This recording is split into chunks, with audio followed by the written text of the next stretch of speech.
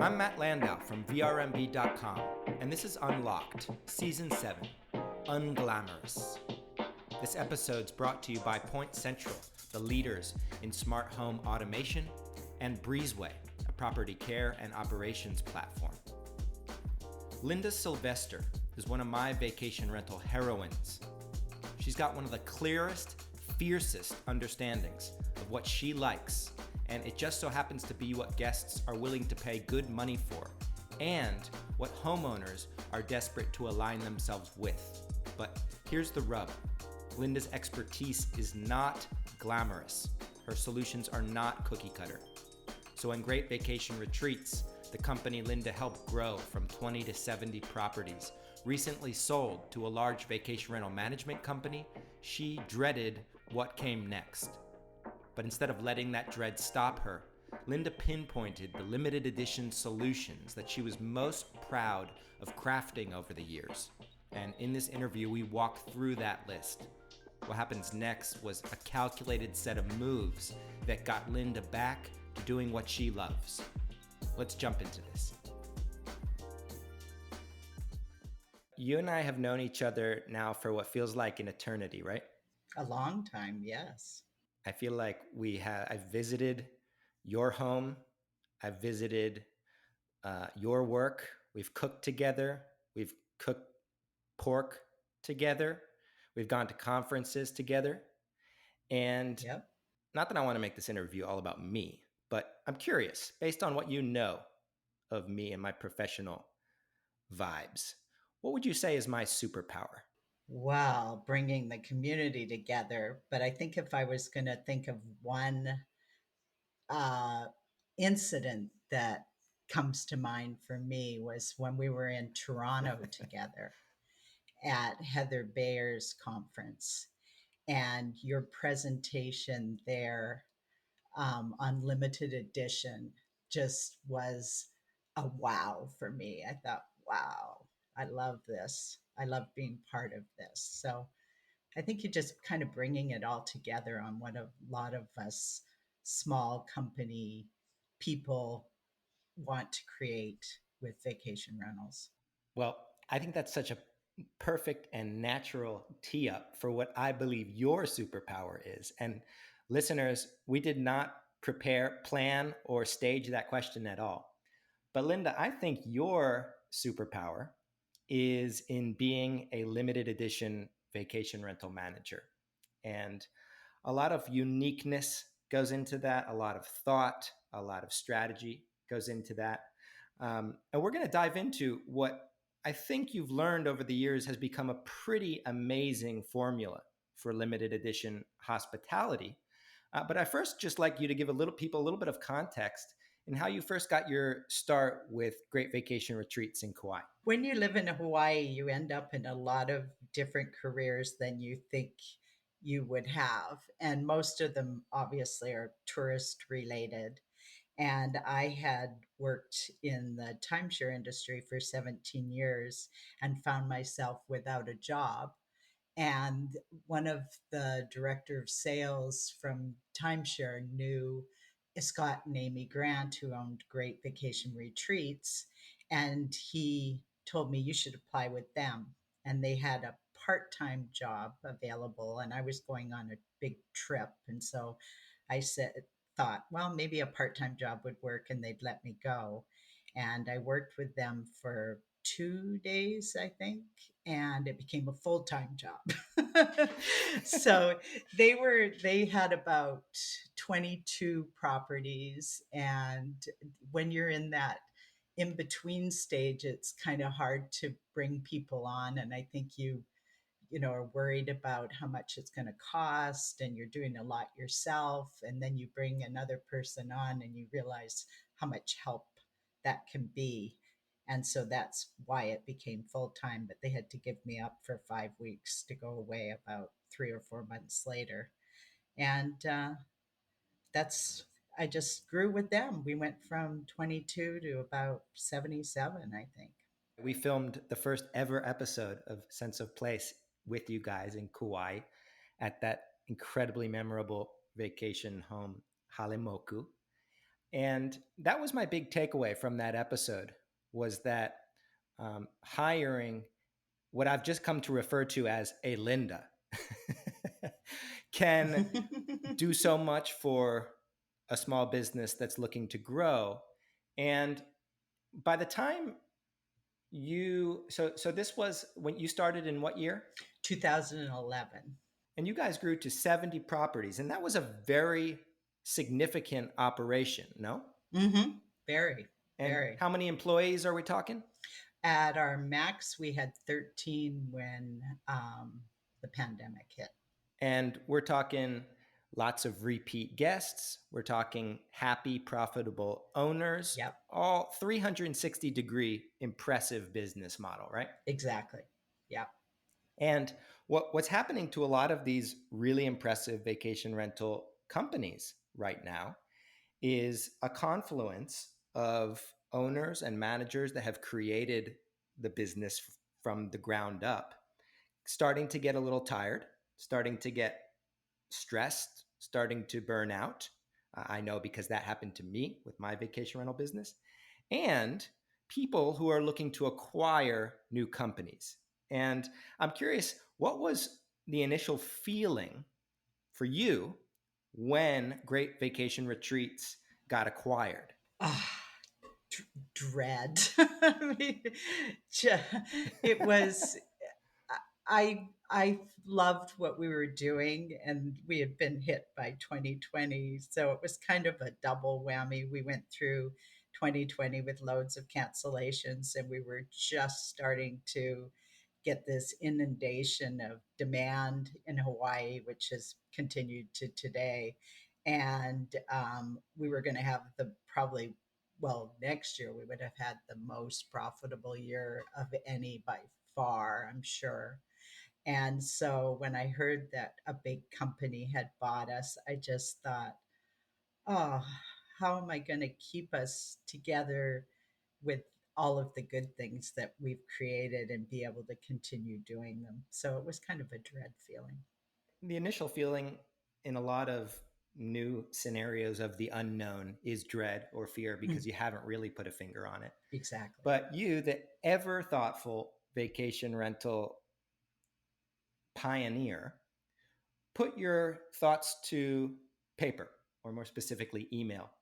And you shared with me what you felt were some of the most significant components of the limited edition business model that you guys had put together.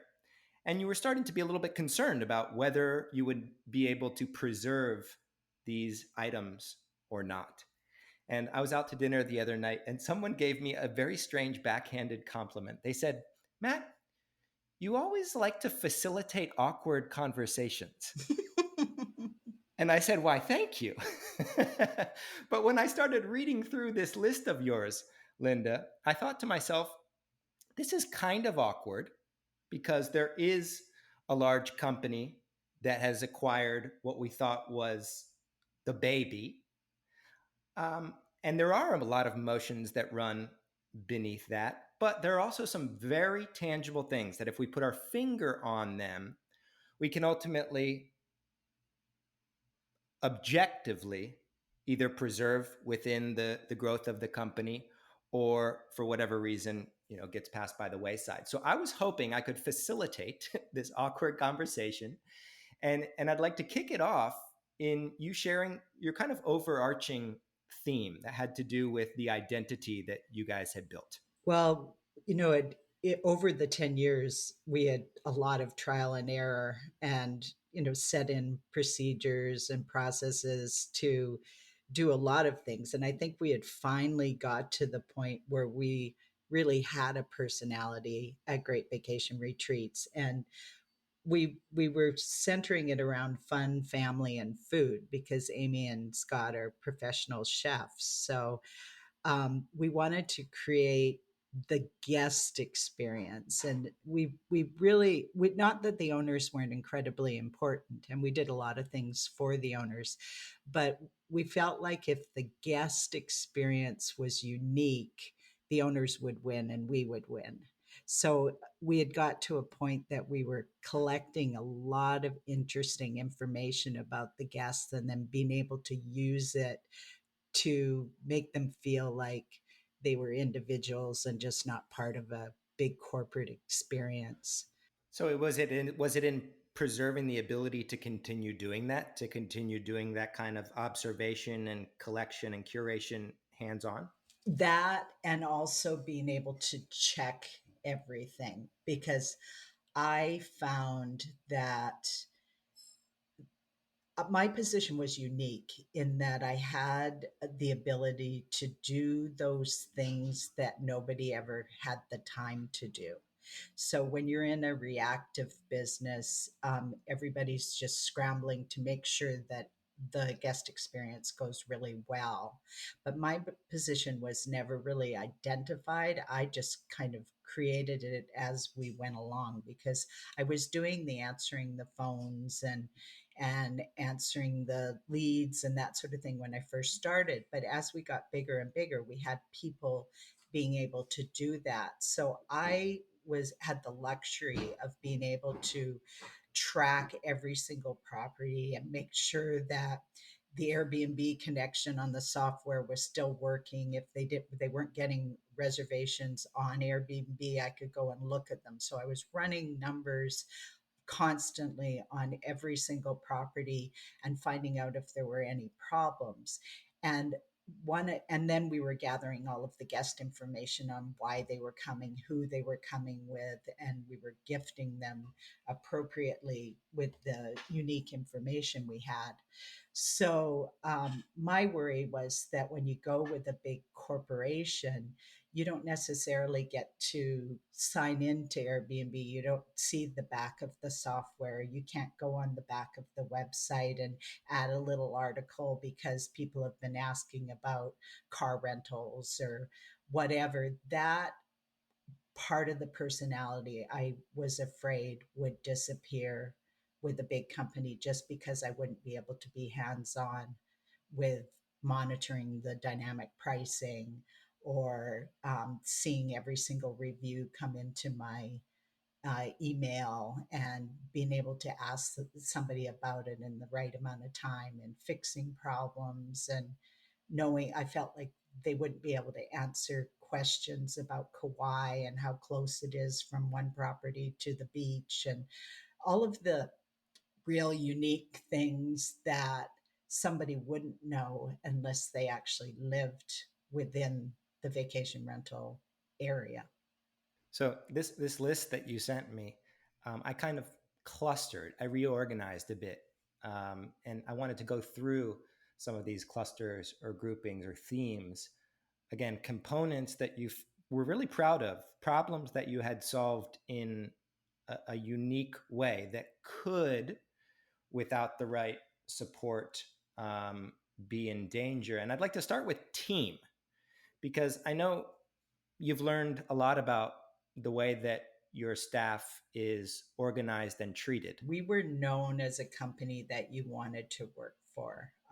One of our local competitors lost an employee because she heard about us from reputation and came to work with us. And she was phenomenal. And I think what Scott and Amy and did with our team was very, very unique to most companies. We were they had us to their house for lunch every day. Not every day, every week. We would go once a week and have lunch. Every day would have been nice, but we didn't have that kind of time. We ended up doing it every other week when we got bigger. But that having everybody from maintenance, housekeeping, marketing, all coming together and breaking bread for an hour once a week is really, really powerful. And if you're in the owner's home, I think you feel part of a family. If somebody had an appointment, it wasn't any big deal. They just had to realize that they needed to be covered and they could go to an appointment. We had everybody on salaries, so we didn't count hours. Everybody got paid 40 hours a week because most of them worked 45 hours a week, and they'd stay when they needed to. If they had to come in late, they could come in late. If they wanted to go on vacation, we stopped tracking vacation time. We were in a a real family supportive situation, and I think I was afraid of growing much bigger, actually. And I think we came to the conclusion that that 13 people was about pushing it. And we had a lot of loyalty there. Whether we could move it to the next size and continue that was a bit doubtful. But I think at the size we were, and to just become more and more effective and have great employees that you can pay well, that one employee might do the work of one and a half employees that aren't as good. And I think we really, really managed to succeed in that. And that's part of the limited edition mindset, is drawing some kind of upper boundary and determining what is the property count that you cannot surpass in order to preserve the intimacy, the relationship. And the vacation rental industry is famous for its new problems. Like, there are not best practices for every um, dilemma just yet. In fact, a lot of times people are creating them on the fly. And you guys solved three operational challenges um, in very unique ways. And the first one has to do with the way in which you were charging your owners, which does not sound very cookie cutter to me. Um, we charge kind of the middle of the road commission. In Hawaii, the normal commissions are between 25 and 35%, and we were at 30%. There are some companies that don't do very much and they'll charge 15, and there are some companies, when you add everything together, they're at 50. But for the general um, practices in Hawaii, we were right about in the middle. And one of the things we didn't want to be known for is nickel and diming. And we did do a lot of things that we would put on the owner statements as a zero charge, just so the owners were aware. But we didn't charge for changing the air conditioning filters. We didn't charge for bringing the garbage out for the homes and putting the cans back in.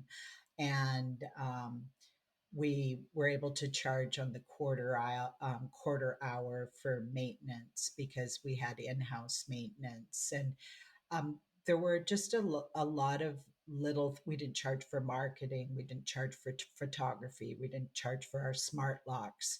We had all of that built into our commission structure. So that was one of my concerns, was that we would have all of these charges for the owners, and they would freak out with the new company.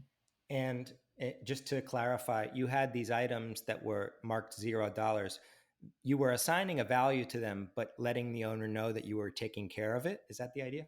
Exactly. We wanted to know the owners, let the owners know that we had been to their property and something had been done at their property. We did maintenance checks for free.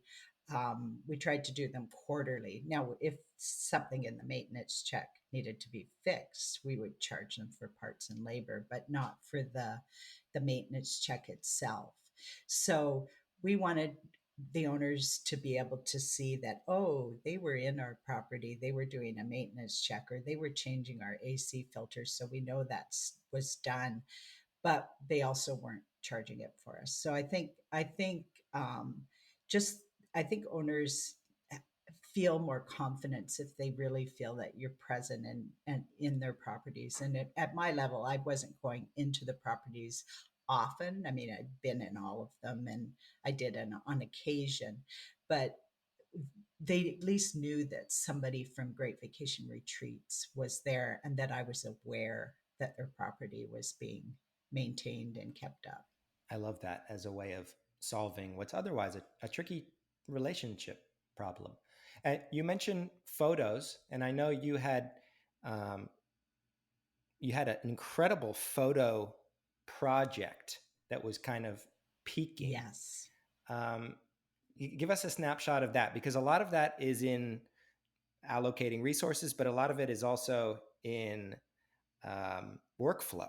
A lot of companies have a big problem with photos because what they do is they hire a professional photographer to photograph the property when you take it on, and then it really never gets photographed again because it's awkward once it's up and running because you've got guests in and out, and to get a professional photographer to take a picture of the new couch is difficult.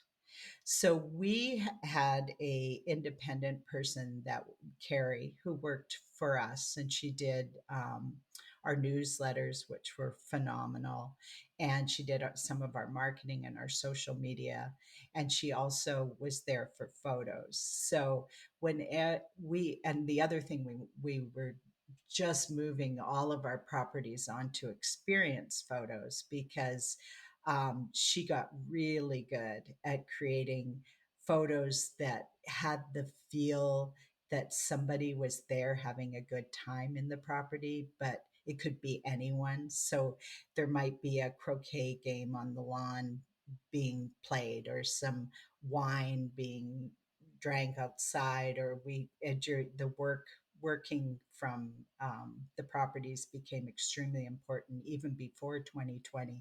So we were setting up computers on the table on the lanai with a cup of coffee, and people could imagine themselves working there. Mm. So um, Lifestyle vibes. lifestyle. And so what I did is I had a Google sheet for Carrie. And anytime I was reviewing all the properties on the different websites to make sure that, like if somebody asked if there's a washer and dryer, I would think, oh, that's a funny question. I thought we had a picture of the washer and dryer. Oh my goodness, we don't have a picture of the washer and dryer. What other pictures could be improved upon? And then Carrie and I would find an opening, and she would go in and take these photos. So it took a great amount of our time in coordinating it, but it was incredibly worth it because in the long run you got less questions, you overcame objections for people to book, and people knew what they were getting. And we were probably about 70% in success. We still, 2020 really kind of hit us in the knees, so everything stopped. But when we were up and going and starting to take them again, um, by probably by the beginning of next year, we would have been totally up to date on all our photos, showing every benefit of every property with the personality in each property. With food, we do a breakfast, and Amy would sometimes go over and cook. We were about to do gourmet kitchen photos so that we showed unique kitchen items that a property had, because a lot of people do a lot of cooking in the properties, and as you know. And so we just wanted to showcase each property as having a being a wonderful place to stay. And when we look at the limited edition sort of checklist, there are ways to do this kind of hospitality that are just channeling your uniqueness and your personality. And then there's other ways to check it off, which are kind of just like almost like amenities or things that you include that ooze personality. And I think when I visited, one of the things that really struck me about a company of your size was that you were doing these really boutique-y soaps. Share with folks the soap project. Oh, the soap was awesome. It was expensive. I mean, it was about almost $70 a gallon. But we, from Island Soap and Candle, which is a Kauai company, we bought gallons of liquid soap, shampoo, conditioner, lotions, and we had 16-ounce bottles with pumps with Great Vacation Retreats on the bottle, and we put the soap company on the other side. It was Can Island Soap and Candle Company on the other side, and we would fill up the soaps, and people would never have to repurchase when they were here, and they all had the scent of um, peacocky or mango. I mean, very tropical, very high quality, and it was absorbed into the cost of the cleaning. So it ended up, as we kind of zeroed in on costs of each item, it ended up being paid for, but the guest comments on those soaps and lotions were worth so much in goodwill. I remember both the soaps. I read on the back and I was like, I want to go to this shop. And I did. And I bought some soap to take home. And the juices that you had gifted me in the refrigerator. We won't go down the whole wow gifts. If anyone wants to see Linda's methodology on that, you should watch episode 1 of Sense of Place. But I remember the juices were so great. And I went and supported that local juice company and bought who knows how many juices for several more events that we had. Is that just kind of like a way also to stay connected with the local community? We really, really had some great relationships with many of the local companies. We wanted to give the on island companies business, and then also by giving them business, they would receive more business from the guests when they were here on island. And for example, we have one condominium complex that we were managing, about, I don't know, almost 20 properties. And there was a little, it's called Little Fish, and it's a coffee place right across the street from it. And every guest that stayed across the street would get a $5 certificate to go to Little Fish. And so, and Little Fish loved it, and they allowed us to have a lockbox on the side of their building because there were key problems at that condo. And it worked. There was a lot of reciprocity with many of the local companies and us. And now a word from our sponsors. Our interview with Eddie Gray, the housekeeping director at Newman Daily Resort Properties in Destin, Florida, was a really powerful one. And more specifically, Eddie's understanding of the way technology fits into a handmade hospitality enterprise was second to none. Here's first his opinion about Point Central, smart home automation, and how that fits within a streamlined business. We went to keyless entry door locks, we use Point Central. So by having keyless entry, we give all of our guests a closing door code. So when that guest leaves that property and checks out, they must put a 6-digit closing code in that door. And when they do so, our corporate office reservations team get the notification, and all of my cleaning staff get the notification. So the cleaner goes in and cleans the property. Then they put an exit door code in when they're done. After the cleaner puts their closing code in, then the inspector is notified of that property. Then that inspector knows, now it's my time to get to this home, get it inspected thoroughly, and ready for the next family coming in before check-in. So when that inspector does their process, they put a final closing code in, and that is called the completion code. Reservations department and front desk get that notification. Now they can call that family that has paid for early check-in, that wanted to be in before 4, that their property is ready. If you'd like to do a demo with Point Central, head over to pointcentral.com/VRMB. They're now taking on vacation rental managers with less than 25 properties, which is a complete game changer. Eddie's second comment was about our other sponsor, Breezeway, property care and operations platform. Here's how he described it. We average on a busy Saturday 150 cleans in one day. I have some cleaners that will clean 3 properties to 20 properties. So I'm writing their name and all 20 units. Then I would have to text message them all those 20 that they have, and not just one crew. I would have to text message probably 40 crews to do 150 cleans in one day. And that was time. Now with Breezeway, when they came about and we purchased that, invested in it, we were able to implement and add our checklist that we created into their software platform. We were also able to utilize Breezeway by putting property specific notes for certain properties. We have some homes where owners like certain knickknacks in certain places. We have some homes that require certain grill cleaning and certain things. Well, that inspector would have to remember those things or keep a notebook about this property. Now in Breezeway, every unit is specific and you can add these details about this home. If you'd like to do a demo with Breezeway and get free implementation valued at $1,000, head over to breezeway.io/VRMB. These two tools are complete game changers, and it's a pleasure to have them as sponsors. When they're organically brought up in the conversation with innovative owners and managers, that's when you know they're doing something awesome. Let's get back to the show. Dynamic pricing is one of these areas for huge growth for vacation rental managers.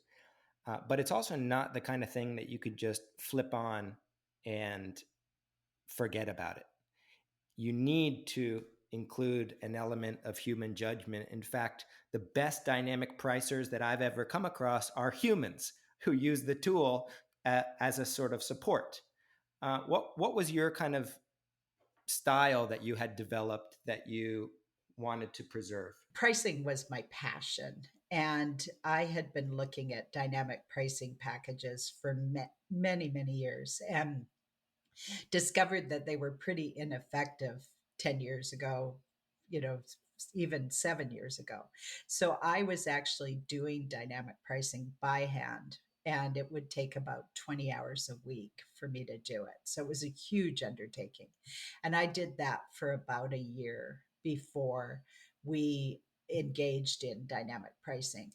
And the dynamic, can I plug the dynamic pricing company because they were phenomenal? Yes, of Well, we course. ended up with Beyond Pricing, and I couldn't be more impressed about any other software company. It's number one in my book, and we used a lot of software. But even with Beyond Pricing, I still felt like I had a lot to contribute because I was able to go in and think, okay, yes, supply and demand is driving this property to be 1,500 night at Christmas time. But somebody's not going to be happy when they get here paying 1,500. So in that case, I might lower it down to 1,000 or something. And in other cases, there were times that just the algorithms themselves are not enough to predict the pricing. They might get it right 90% of the time, but somebody's got to be just monitoring it. I was fanatical about it, so I was monitoring it on a weekly basis. But even if you were monitoring it on a monthly or even every 3 months, you'd pick up on some of the things because you know your market better than anybody does. And so that was also a big fear of mine when we got taken over by a big corporation or sold to a big corporation, because I was I felt like I wouldn't have that hands on with the pricing. And when I looked at their website, I actually noticed that their pricing was too low. Now they weren't using Beyond Pricing. I don't know what they were using, some other dynamic pricing. It might have been their own because they were so big. So I think I that was a real hard one for me. I didn't want to give up that ability to go in and perfect the pricing. And you also used to regularly look back at previous years, right? And your forecasting in order to make these decisions. Oh yeah, what I did is I had an Excel sheet that I would keep up on one of my monitors for most of the time.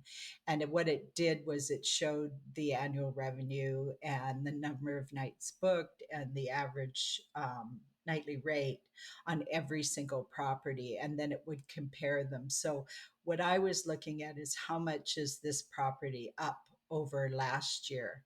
And if I'm getting, most of my properties are up 15%, but this one property is only up 2%, then I'm going in and I'm looking at the Airbnb ad, I'm looking at the Verbo ad, I'm looking at the pictures, I'm looking at the reviews.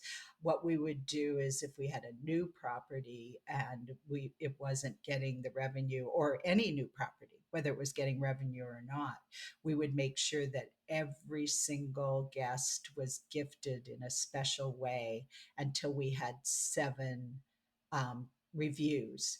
And I would do that for each platform. So I'd run the numbers. And if we had like our 5th Verbo guest coming in for that property, I would put in the notes gift, make sure there's a gift, so that we had that reciprocity with every single um, guest and review, because I because I could see it in the numbers. So the numbers told me a lot. I could tell when things were going really well. I could figure out why, and I could also catch anything that was wrong um, before it became a really big problem.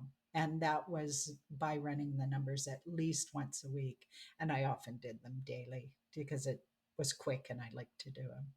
So just to be sure on this, I want to make sure that listeners understand it. If I'm not mistaken, you'd keep your eye on any property that was new to an OTA, Airbnb or Verbo, for instance, and you're trying to reach the magic number of 7 5-star reviews on that platform. And you're allocating an investment. You're gifting these guests that will help you reach that magic 7 until you reach it. Is that correct?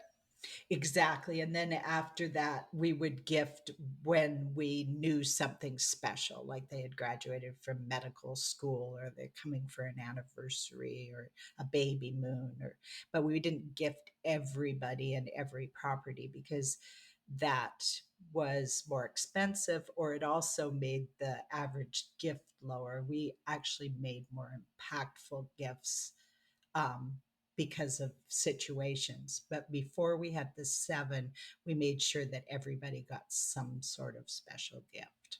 And gifts are another weird one that are not cookie cutter by any means. In fact, they're very sort of unique, and you need to understand where that investment today pays off tomorrow. I know you also had you were gifting vendors as well, right?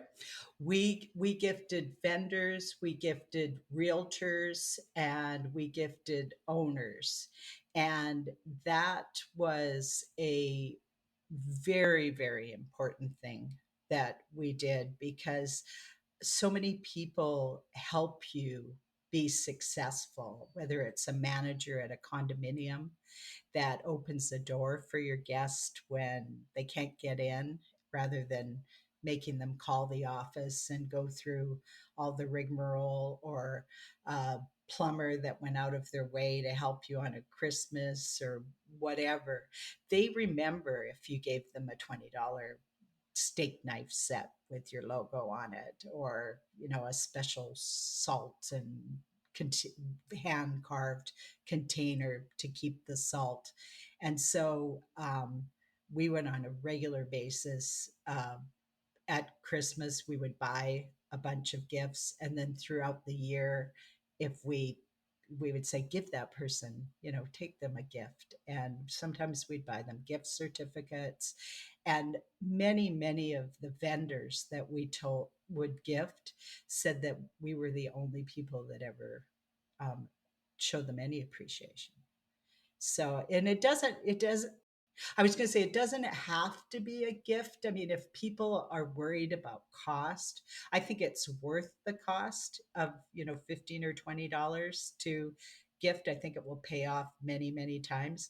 But even just writing a note and having somebody deliver a note, just acknowledgement. These people have such difficult jobs and they're so stressful at times. And it makes you stand out as a company. And the next owner that walks up to them and says, I'm not happy with my management company, do you have anybody to refer? They automatically feel good about you because they know that they're appreciated. Mm. And a lot of this, when it comes to guests, is manifested in reviews, as you mentioned earlier. And you built kind of a unique process for getting good reviews that was, I think, pretty bespoke. The gifting definitely is the number one impact. When they write 6 months before they come that they're coming for their 25th wedding anniversary, or they're celebrating life because they survived cancer, or just any, or their child had struggled and got through high school or whatever. The fact that we would remember that 6 months later and they would forget that they had told us made a huge impact. And we would do things like buy a birthday cake at the grocery store and have a helium balloon. And that is a lot of figuring out how you're going to get it done. But the wow, when they walk in and there's a birthday cake there and a balloon and they didn't remember telling us, is like magic for these people. So all of we would continue to do as much as we could for the guests, and also set a way of the guests to be able to communicate any problems they had with us. So we would start with the communication of the, well, we had the guest portals with really unique and beautiful information, so they could find out how to drive to their property, how to check in, any information on beaches, anything that would be appropriate for here. So the information, so that it was seamless for them to have their vacation. But we also had texting.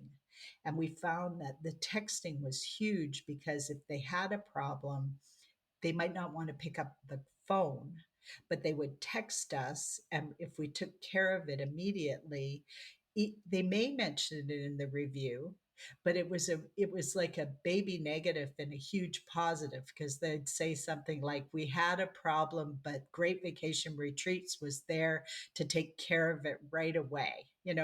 So the communication was a big part of our success with the guests, and the gifting. And then the other thing we did that I think a lot of people don't do anymore, and we didn't give it up, was we would put a paper in the condo that would, we called it our dog sheet because it had a funny picture of a dog on it, just for fun. But we would ask them, have they got any problems? How was the cleaning? Did they know if they booked direct next time it would be cheaper? That sort of thing. But it was amazing. There were a few other questions on there, and if anybody wants to know, I can share them with them later. And folks, we did follow up and have included Linda's Rate Your Stay review template in the show notes. And I'll take this chance just to point out how many of these secret sauce techniques are not elegant. They're not clean, swooping solutions. They're sort of jerry-rigged. They're homemade, and sometimes they're not efficient. But, and here's what I'd like you to listen for as Linda continues, they work. The main thing with that was the maintenance items would get written down, and most of them were very small. But I think when the people got to the review, they felt like they had already taken care of the problems on that piece of paper, and they were less likely to mention them in the review. Yeah, it's like the emotion or whatever it was causing them wasn't bottled up. It had been expressed, it had been let out like a little pressure release valve. And therefore, when it was time to actually open the pressure cooker, it doesn't explode on you. Exactly. This was a pretty unique process for generating great reviews, which is an important part of your business. Were you answering them as well? We didn't answer every single glowing review. We had so many of them. We answered any that were 3-star or less, for sure. And Amy was very good about not sounding defensive in those, which I was learning to do. And when somebody took the time to do a phenomenal review, you know how people will really write something and you can tell they thought about it and put their heart and soul into it, we would surprise them with a gift basket from Island Soap and Candle. It was like 25 or $30, and Island Soap and Candle would send them a gift basket. And that was a guest that had already come here, had gone, may never ever come back. And that was very powerful as well, because those people, even if they didn't come back, they're going to remember you and tell their friends about you. So we also did that. And so, was this all kind of predicated on you receiving all of the reviews when they came in? Exactly. Because I read, we also had a Facebook page for every single property. So what I would do is I'd get the reviews, I'd find out the the incident if I didn't know about it, if I couldn't find out in the notes. For the most part, our notes were very good. Our people in our office took phenomenal notes, so I could usually tell from the notes what went on, and so I could answer them. But it also, I would post the good reviews on Facebook, and I would send them to the owners, and that gave me a connection with the owners. So they were getting a review, every week or a couple times a week, sometimes on their property, because they're not always, most of the owners are not looking up the reviews on Airbnb and Verbo and on your website. And I got a lot of positive feedback, and I think the owners felt very connected because they were hearing from me frequently, and it wasn't any big long letter or anything. It was just a review. So they they they were connected as well to the whole process that way.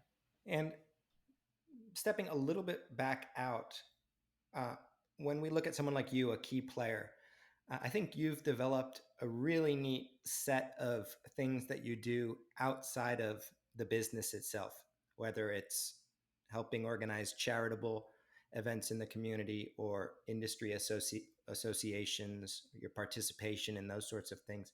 How do you think we justify that kind of thing on paper?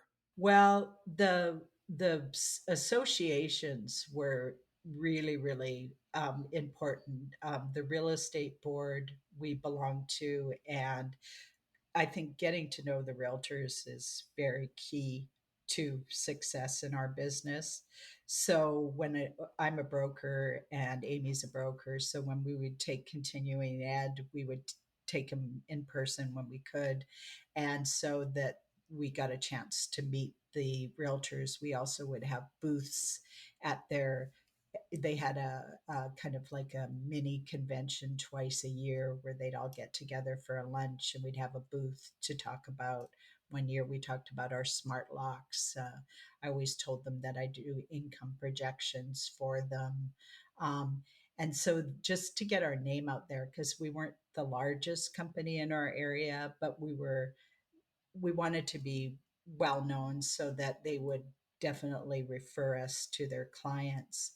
And then the charity, we had four different local charitable organizations that we gave to. For example, the women's shelter would get sheets and towels that were slightly stained or torn. We would give them food. We had a dentist's office in our shopping center, so they would give us all the dental packs with the toothbrushes and the all of that kind of stuff that the dentist gives. And every 3 months, we would actually every 4 months we would rotate the different charities, and we would give things to them. And some of the things we were collected from our employees or from businesses. Some things Scott and Amy generously would just purchase at Costco. We'd have a bunch of food products that they needed. And the different organizations, I think they get missed, and they get helped just at Christmas and and Thanksgiving, that we had bags for the food bank in all of our properties so that people could donate any extra food, because the housekeepers get it, but there's only so much that they can use. So sometimes guests would actually buy extra, or when they go to Costco, they have too much stuff, but they know that it's going to go to the Kauai Food Bank. So that was a big part of our being part of the community. And I think it's very important for us all to be part of the community, because many people think of vacation rental companies as a negative, and we really aren't. And when they see that kind of stuff, it kind of changes their perspective. Um, you put so much thought into this list, and listeners, I haven't even covered all of them. I just kind of handpicked some of my favorite, most poignant ones. And you ultimately decided not to continue on with the new company. I'm just curious, what, if anything, have you learned in this process? I My passion is smaller company. I did end up going with another inner circle member, with Kaloa Kai, with Jed Stevens, and I'm going to be working with him on a slightly different level than I did for Great Vacation Retreats. But with the new company that purchased, a lot of the analytical and really unique parts of the my role in what I've kind of shared with you wasn't going to be possible with a big company, because the big company answers the leads, the big company is answering the phone, the big company is monitoring the pricing, the marketing. So there wasn't the opportunity for me to feel like I was the driving force. And I felt like our properties are just in a mix with everybody else's properties, so that they would think, oh, that's Great Vacation Retreats, I want to stay with them. It was just like, it was almost like, oh, that's Airbnb, I want to stay with Airbnb. Whereas we all know that there's no such thing as an Airbnb, you know. It just had that, no matter how personal you try to be, there is a size that you get to that I kind of think it's impossible to be personal. Yeah, it's almost like the DNA of the company is either the small or it's the large, and places in between get kind of weird. But then again, I'm known as the facilitator of weird. So I guess it's fitting that we're talking about this. Linda, stepping one step back from all of that, when you look at the vacation rental industry as a whole, what is your advice to the limited edition, the small, the family, the boutique, in this sort of time of sea change? Just stay in touch with your customers and try and collect the information that's unique to their experience and do something with it, even if it's just a written note to say, I'm so glad that you recovered from cancer and that you're able to be here with us and have a wonderful time. Just anything that acknowledges your client as having a special circumstance goes a huge, long way. Get to know your guests, collect their information, and do something with it. What a simple yet powerful strategy for any listener. The smaller you are, the fewer guests you host, the better. As Linda mentioned, we've included her guest review paper template, the one with the dog on it, along with all the show notes and links referenced, which you can download at vrmb.com/111. And if you enjoyed this interview and Linda's balanced problem solving at an awkward crossroads, join her and people like Jed Stevens and our other Unlocked podcast guests in VRMB communities, where we're solving these kinds of problems and we're doing it together. You can register at community.vrmb.com. www.vrmb.com. Until next time.